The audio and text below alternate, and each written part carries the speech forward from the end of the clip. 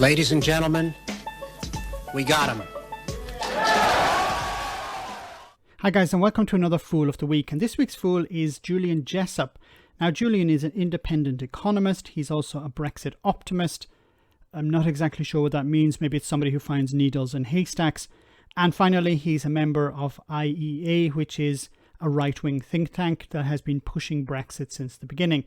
Now, he was asked this question: would it not ease issues for Northern Ireland if the UK negotiated a more comprehensive EU trade deal? So let's hear what he had to say. Now, he was, of course, brought back down to earth by economist Vicky Pryce. So let's hear what both of them had to say. My answer is yes, but. The but is obviously, what does that mean in practice? If that simply means accepting all of the EU rules in those areas for now and forever, then arguably that is not Brexit. Okay, you have to remember, on the ballot paper, there was nothing about following rules. There was nothing about the single market or the customs union. There was nothing about Northern Ireland. And Remainers at the time said, look, there are going to be these issues. And people like Julian responded by saying, stop engaging in Project Fear. Stop trying to force us to remain in the European Union. Stop trying to stop Brexit.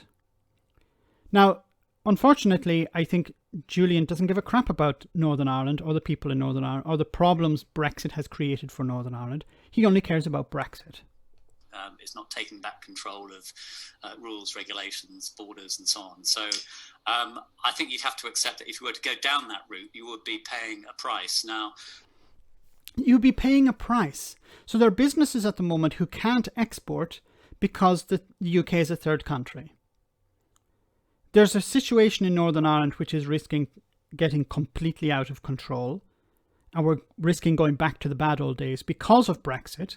And we're asking, in order to help the fishing communities, in order to help exporters, in order to help people who are trying to maintain their business, ones who've had to up sticks and move to the European Union in order to survive, in order to help those, and of course the people of Northern Ireland, in order to dampen the tensions, couldn't we do something like this? And the response from Brexiteers is, well, that's not Brexit. My ideology rules over the practicality or the pragmatism here. And it's not just, if you like, Brexiteers like me who will be saying that, but if you talk to people in the City of London, for example, including senior people in the Bank of England, they'd say that the UK shouldn't be a rule taker when it comes to financial services. Shouldn't be a rule taker, but you voted to be a rule taker. When the UK was a member of the European Union, you were a rule maker. The European Union said to Brexiteers, well, when you leave, you'll be a rule taker. And the response from Brexiteers was, well, you need us more than we need you. We're not going to take rules from you. We're going to be an independent, sovereign state. We're not going to take rules. We're not going to follow the rules of anyone. Okay, but if you want to export into the EU, which is the biggest market for the UK, then you have to follow the rules. I'm sure that applies in other sectors as well. So it depends what aligning yourself more closely or continuously with EU rules means in practice.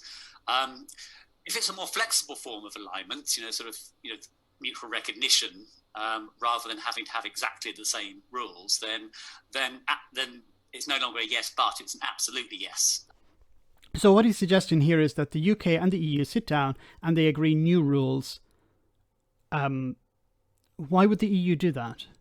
What would be the benefit of the EU changing its rules to suit the UK? Let's just imagine him trying to sell this idea to exporting to the US. Let's change the country. Let's change the entity from the EU to the US. Do you think he'd be able to sell the idea, even to Brexiteers, that yes, the UK could work out some mutual agreement with the US? Now, I don't know, maybe there are some mutual agreements, but the problem here is that the EU say, these are the standards. If you don't want to follow the standards, then you don't export to us. That's how it is. Now, I hope there are some agreements going forward about where there can be some mutual agreement. But you can't force this on the EU. This is the way it is. And there are whole sorts of areas. Vicky's actually mentioned them already. Things like mutual recognition of professional qualifications, and an EU decision on equivalence in financial services, and those sorts of things. That I think would be unambiguously positive. That's a win-win for both sides. But if it means remaining tied to the EU rules, then I'm afraid that's not Brexit. That's not Brexit. Once again, as I've said before, Brexiteers don't give a crap about Northern Ireland. This could ease the tensions in Northern Ireland. We don't care about that. Our ideology rules here. We could try and make it easier for businesses to export into the EU. No, we don't want that because our ideology rules here. I don't know Julian Jessop's financial situation, but I imagine he's not deeply impacted by Brexit. So he doesn't care about the consequences of it for others. I think where our sort of concern is for the Northern Ireland consumer, they have half the discretionary income of Great British households, so any of this friction equals cost, which affects them. But I do take your point about the flexibility being a key on this. Vicky, please, if you don't mind. Well, my answer is yes to your question, sort of very, very simply. And I think the question of mutual recognition, we need to bear in mind, yes, perhaps we can achieve some of that, but as a third country, we gave up on mutual recognition. We knew all along that wouldn't happen, certainly not in financial services and certainly not in other areas, but maybe on qualifications, it can happen. In some select areas, it can happen. But a more comprehensive agreement is, I think, what we absolutely need to iron some of those differences out. So she's laid it out very simply. As a third country, we gave up mutual recognition.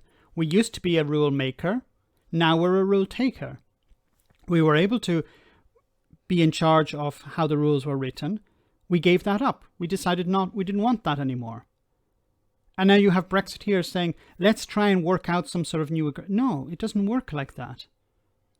You had everything you needed and you threw it in the bin. And what did you get in return? I'm still to hear any benefit from Brexit. So guys, thanks for coming. This was our Fool of the Week. I'll see you next week for our next Fool of the Week. I want to say a big thank you to all of my patrons. You ensure that this channel continues to exist. I'm eternally grateful for all of your support. If you join Patreon, you will receive instant access to our Discord server, where we have both audio and video chats. You can chat with me and other patrons, where we discuss important and non-important issues. Becoming a patron per month costs about the same as a large coffee, so why not check it out?